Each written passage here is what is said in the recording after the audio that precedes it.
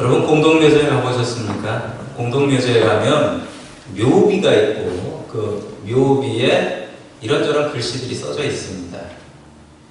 여러분 그런데 제가 본 묘비들은 대부분 그래요. 거기서 사람 이름이 있고 제일 중요한 게 그분이 교회를 다니신 분이면은 성도 누구누구, 집사 누구누구, 권사 누구누구, 장로 누구누구. 그게 그렇게 중요한 것 같습니다. 마지막에 우리가 이 세상 떠나고 하늘나라 갈 때 우리는 무슨 말을 남겨놓을 수 있을까요? 재밌는 묘비들이 있습니다. 조지 버나드 쇼우라는 분이 계신데 그분의 묘비가 참 인상 깊습니다. 영어를 한국말로 재밌게 번역했어요. 우물쭈물 살다가 내 이렇게 될 줄 알았다. 우물쭈물 살다가 내 여기 이렇게 누워있을 줄 알았다. 그 얘기입니다. 한국의 아주 유명한 여자 코미디언이죠. 여자 김미화 씨가 책도 쓰셨어요. 그리고 자기는 죽고 나면 자기 묘비에다 이렇게 적어달라고 합니다. 뭐라고 적냐면 웃기고 자빠졌네. 그냥 웃긴 말 같긴 한데 잘 생각해보면 이분 정말 잘 정했어요. 왜냐하면 코미디언이니까 웃겨야 하잖아요. 웃기고 지금 자빠져 계시다는 거죠. 잘 생각해보니까 저도 하나 정한 것 같습니다. 설교하고 자빠졌네. 저는 묘비에다가 그렇게 할까 싶습니다. 자, 사람들에 대한 평가는 그렇게 길지가 않습니다. 짧아요. 그 사람 어때? 라고 물어보면 그 사람 괜찮아. 반대로 그 사람 어때? 못 써. 한 글자로, 한 단어로, 한 문장으로 나오지 이거 뭐 막 길게 이렇게 나오지 않는다는 거죠. 여러분 오늘 성경에 보면 기가 막힌 평가를 받았던 사람이 있습니다. 하나님으로부터 그리고 사람으로부터. 고넬료라는 사람인데 도대체 이분은 어떻게 살았길래 이런 평가를 받을 수 있었을까요? 우리 오늘 하나님 말씀을 통하여 우리도 하나님 앞에 사람들 앞에 인정받을 수 있는 삶이 되기를 주님의 이름으로 간절히 축원합니다. 아멘. 첫 번째 하나님께서 우리에게 주시는 말씀은 하나님께서는 당신의 기도를 기억하신다. 하나님께서 우리를 평가하실 때 첫 번째 기준은 여러분의 기도입니다. 여러분이 기도하면 그 기도를 통해서 하나님께서 우리를 평가하신다라는 말씀입니다. 자, 우리 사도행전 10장 1절의 말씀을 같이 읽겠습니다. 시작. 가이사라에 고넬료라는 사람이 있었는데 그는 이탈리아 부대란 로마 군대의 백부장이었다. 아멘. 자, 가이사라라는 것이 나옵니다. 성경에 가이사라라는 것이 여러 번 반복이 됩니다. 그런데 가이사라하고 가이사라 빌립보가 있는데 이 두 동네가 달라요. 가이사라하고 가이사라 빌립보는 다른 동네입니다. 자, 지도를 보시면 이 가이사라라는 곳을 보실 수가 있습니다. 이제 가이사라라는 곳이 보이시죠? 자, 가이사라라는 것은 해변 도시이고요. 그리고 그 밑에 보면은 욥바라는 조금 있다가 나오는 베드로가 있었던 동네가 저 욥바라는 동네인데 여러분 가이사라는 아주 중요한 동네입니다. 여러분 예루살렘만큼 중요한데 왜 중요하냐면 저 도시를 이 헤롯 대왕이라는 사람이 지었습니다. 잘 지었어요. 그리고 자기 궁전도 짓고 얼마나 잘 지었는지 지금도 건물들이 남아있어요. 2000년 지났는데. 저기에 가면은 원형극장이라는 게 있어요. 원형극장에 지금도 공연합니다. 지금도 공연하는데 기가 막힌 건 거기에 마이크 시설이 없어요. 앰프가 없어요. 그런데도 그 앞에 무대에서 이야기를 하면 그 이야기하는 소리가 저 맨 뒤에 있는 5,000명이 들어간다고요. 맨 뒤에 있는 자리에서도 그 소리를 들을 수가 있습니다. 얼마나 잘 지었는지. 지금도 기가 막히게 지은 건물들이 남아 있습니다. 자, 이렇게 건물을 짓고 나서 이 건물의 이름은 가이사라라고 했습니다. 가이사라는 시저라는 말이죠. 시저. 로마 황제 이름을 따서 지었습니다. 로마 황제께 드리는 도시입니다. 그 곳에는 큰 항구가 있었고 그 항구에서는 로마로 가는 배가 왔다 갔다 했다라고 합니다. 그래서 이 로마 정부는 이스라엘을 식민지로 만들고 난 뒤에 저 곳에 로마 총독부, 총독사령부를 저 가이사라 지방에 두었습니다. 자, 예루살렘에서도 근무를 했지만 본디오 빌라도라는 그 총독도 사무실이 어디 있었느냐 그러면 그 본부가 가이사라에 있었습니다. 당시 6월절이어서 예루살렘에 파견 근무를 나왔을 뿐이지 가이사라가 로마 총독의 사령부가 있었던 곳이었습니다. 그곳에서 근무하고 있었던 군인 하나가 나옵니다. 바로 그 사람의 이름이 고넬료라는 군인입니다. 여러분 아시죠? 본부에서 일하는 군인들, 본부에서 일하는 장교들이 어떤 사람들입니까? 저는 본부 근처도 못 가봤습니다. 헤드쿼터에서 일하는 사람은 보통 잘 나가는 사람입니다. 잘 나가지 못하면 본부 가서 근무하기 어렵습니다. 고넬료라는 사람은 백부장이었습니다. 그리고 본부에서 근무하는 제대로 된 군인이었습니다. 여러분, 백부장은 100명의 군인을 거느리는 사람, 영어로는 centurion이라고 하죠. 부하가 100명입니다. 그러니까 아주 높은 장교는 아니고요. 초급이나 중급 정도 되는 장교다, 이렇게 생각하시면 되겠습니다. 이 사람에 대한 평가가 2절에 나옵니다. 우리 2절 말씀 같이 봅니다. 시작.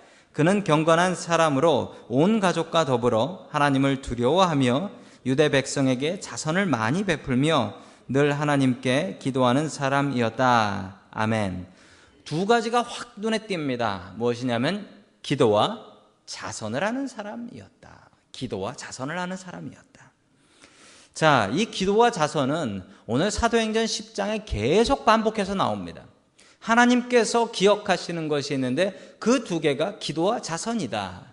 우리 다 함께 사도행전 10장 31절 같이 읽습니다. 시작. 말하기를 고넬료야, 하나님께서 내 기도를 들으시고 내 자선 행위를 기억하고 계신다. 아멘. 두 가지를 기억하고 계신다라고 하는데 첫 번째는 기도, 그리고 두 번째는 자선이라고 합니다. 여러분, 기도는 무엇입니까? 우리가 하나님께 드리는 거죠. 우리가 하나님께 드리는 기도. 당연히 하나님께서 기억하신다. 이거 맞는 이야기인 것 같습니다.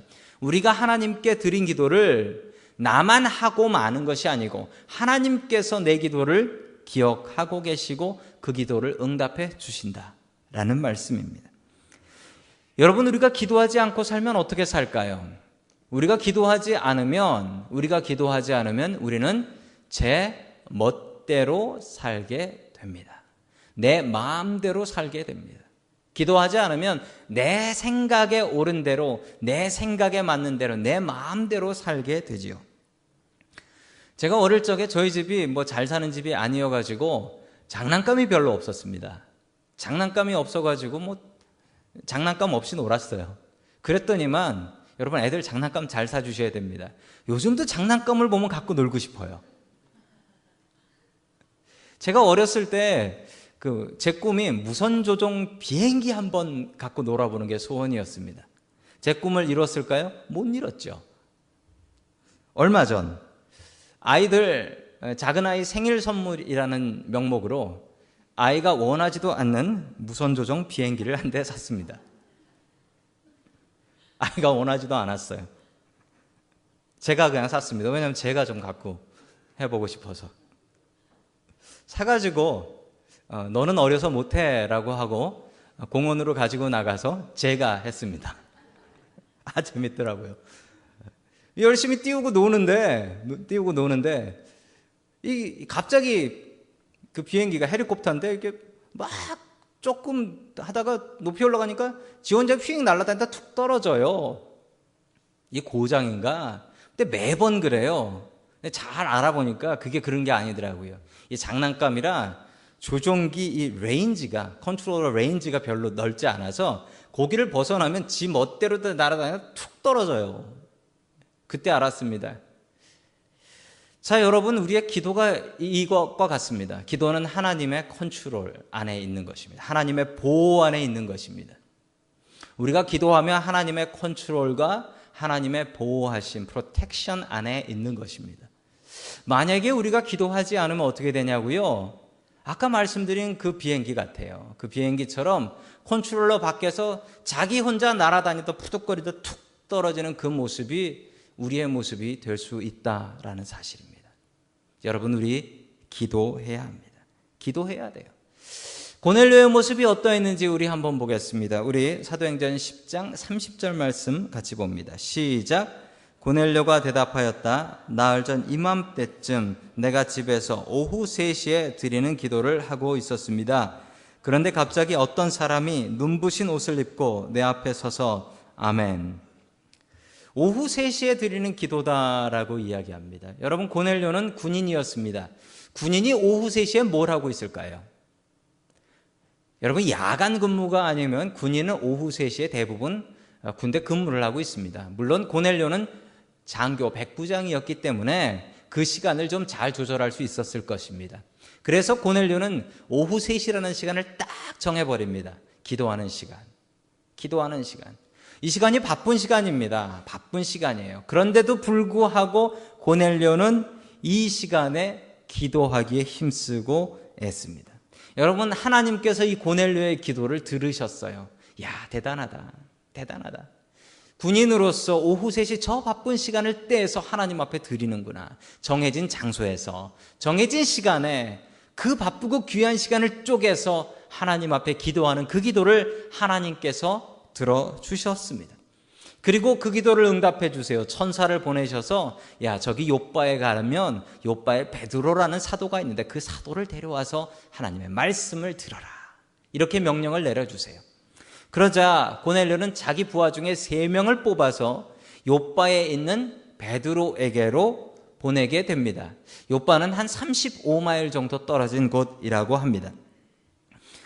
자, 자기의 부하 3명이 요빠에 도착해서 베드로에게 갈 때쯤 베드로는 무엇을 하고 있었을까요?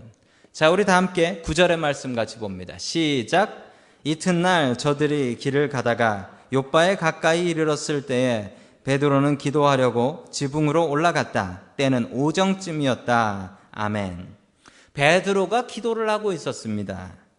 자, 베드로가 기도하는데 그 모습이 아주 특이합니다. 여러분, 언제요? 오정쯤이면 몇 시죠? 낮 12시, at noon.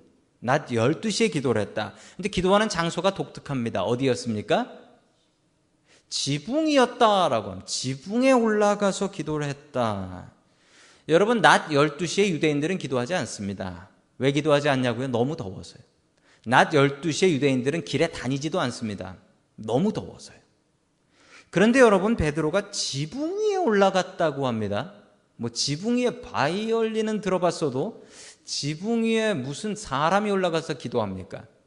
여러분, 베드로의 마음을 이해하시려면 낮 12시에 지붕에 한번 올라가 보십시오. 기도할 만하신지. 기도할 만하지 않습니다. 더워 죽을 것 같을 겁니다. 지붕에 올라가긴 쉽습니다. 유대인들의 지붕은, 눈이 많이 오는 지붕은 이렇게 뾰족하게 높죠. 눈이 안 오는 곳의 지붕은 플랫, 납작하죠. 유대인들의 지붕은 납작합니다. 그래서 사다리 놓고 올라가면 지붕 올라가는 건 일도 아닙니다. 쉽습니다. 그런데 낮 12시에 지붕에 올라가면 타서 죽을 것 같이 덥습니다. 그런데 왜 베드로는 시원한 집 놔두고 위에 올라갔을까요?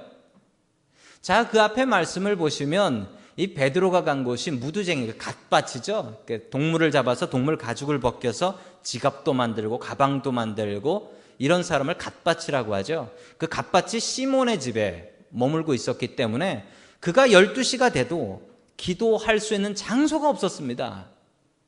공방이었으니까요. 거기서 다들 작업하고 있으니까 기도할 수가 없어서 지붕으로 올라갔습니다. 게다가 12시에 올라간 이유는 그가 그 이후에 배가 고팠다라고 합니다. 왜 고팠을까요? 시간이 없어서 밥 먹는 시간에 그는 지붕에 올라가서 기도를 하고 있었던 것입니다. 여러분, 기가 막힌 것은 열심히 기도하던 고넬료의 기도를 들으셔서 열심히 기도하고 있던 베드로의 기도와 연결을 시켜주십니다. 여러분, 기도하는 사람은 통합니다. 여러분, 기도하면 하나님께서 기막히게 35마일 밖에 있는 사람과 연결을 해 주십니다. 여러분, 기도하면 이런 일이 생깁니다. 하나님께서는 우리의 기도를 하나도 빠짐없이 기억하고 계십니다. 그리고 그 기도로 우리를 평가하고 evaluate, 판단하고 계십니다. 여러분, 우리가 기도해야 됩니다. 어떻게 기도해야 되냐고요? 고넬료가 기도했던 것처럼, 베드로가 기도했던 것처럼 없는 시간 짜내서, 없는 장소 정해서 우리의 시간과 장소를 내어서 하나님 앞에 기도할 때 그 기도는 하나님께서 분명히 기억하고 계신다. 여러분, 하나님은 우리를 기도로 평가하고 기도로 기억하고 계십니다.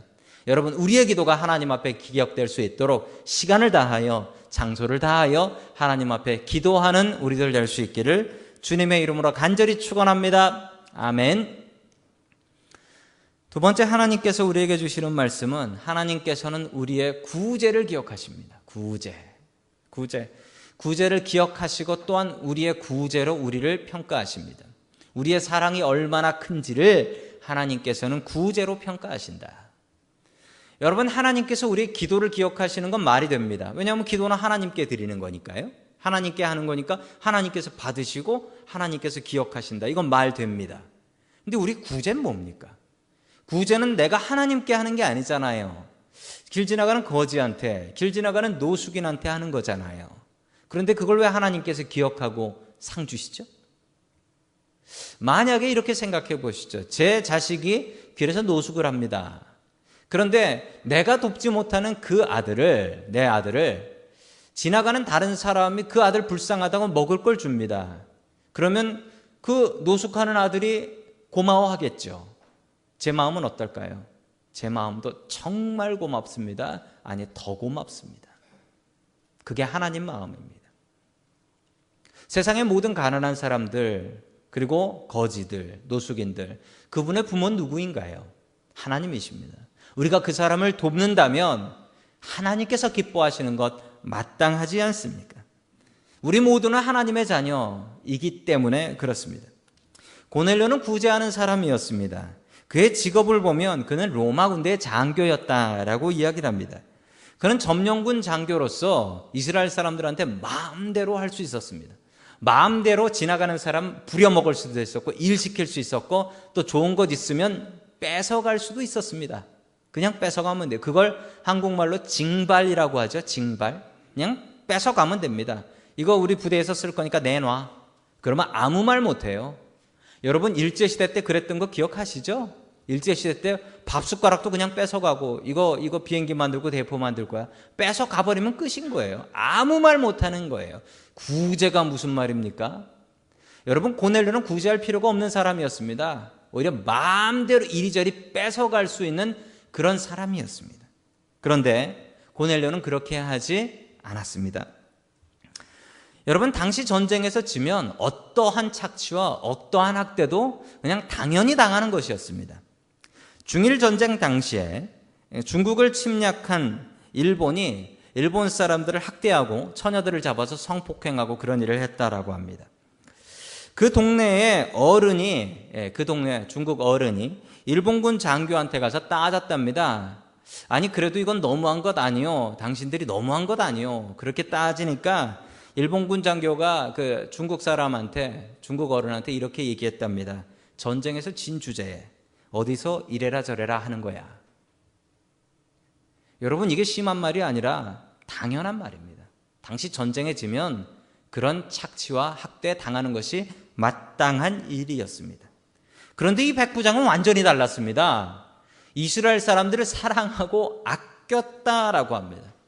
얼마나 사랑하고 아꼈는지 그 모습을 잘 볼 수 있는 게 24절에 나옵니다. 우리 같이 24절 읽습니다. 시작.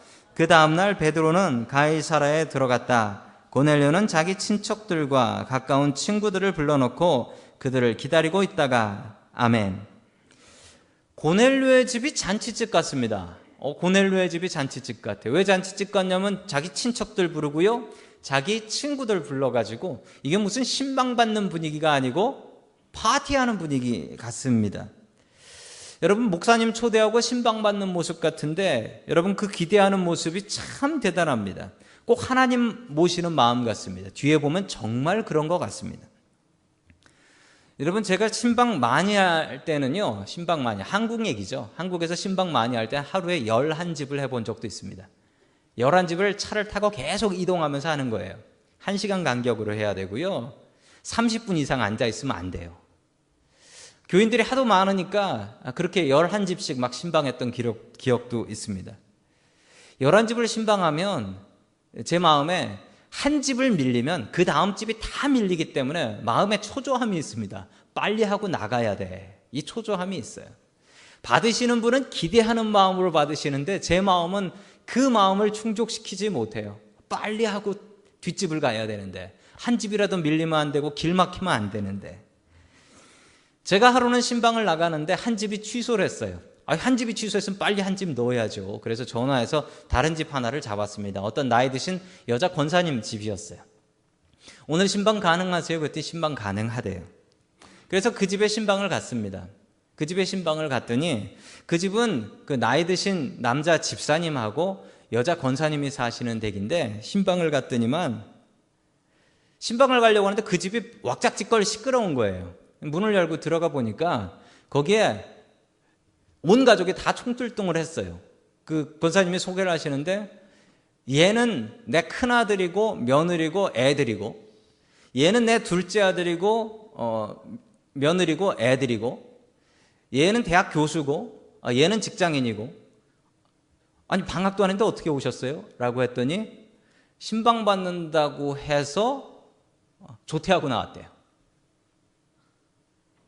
그 얘기를 듣는 순간 제 머리가 띵해지더라고요.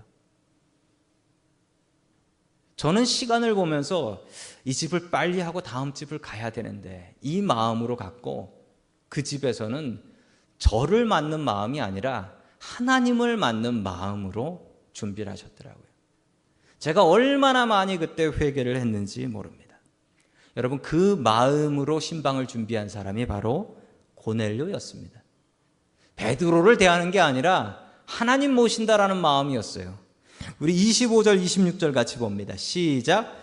베드로가 들어오니 마중 나가서 그의 발 앞에 엎드려서 절을 하였다. 그러자 베드로는 일어나십시오. 나도 역시 사람입니다 하고 말하면서 그를 일으켜 세웠다. 아멘. 베드로가 뭐라 얘기했습니까? 당신 하나님한테 절하듯이 하지 마십시오. 나 사람입니다. 사람을 대하지 않고 하나님 대하듯. 여러분 그런데 이게 말이 안 돼요. 왜 말이 안 되냐고요? 지금 절하는 고넬료는 누구? 점령군 장교. 사병도 아니고 장교예요. 대단한 사람인 거예요. 이 사람이 누구한테? 이스라엘 어부인 베드로. 어부인 베드로한테 넙죽 엎드려서 절을 해요. 이걸 누가 봐요? 자기의 친척들이 봐요. 자기의 친구들이 봐요. 이거 소문나면 어떻게 돼요? 큰일 나요.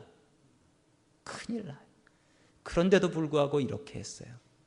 여러분, 이 고넬료가 얼마나 이스라엘 사람들을 사랑했는지, 아꼈는지를 너무나 잘 알 수 있습니다. 얼마나 겸손한 사람이었는지 이것 하나 보면 다 아실 수가 있어요. 그리고 이 마음으로 이스라엘 사람들을 돕고 구제하면서 살았습니다. 그것을 하나님께서 기억하셨다라고 합니다. 그의 마음을, 그가 구제한 것들을 하나님께서 기억하셨습니다. 조금 오래된 이야기입니다. 1880년 여름 미국에서 있었던 일입니다. 어느 가난한 청년, 22살 먹은 청년입니다. 청년이 학비를 벌기 위해서 집집마다 돌아다니면서 무엇인가 팔았습니다.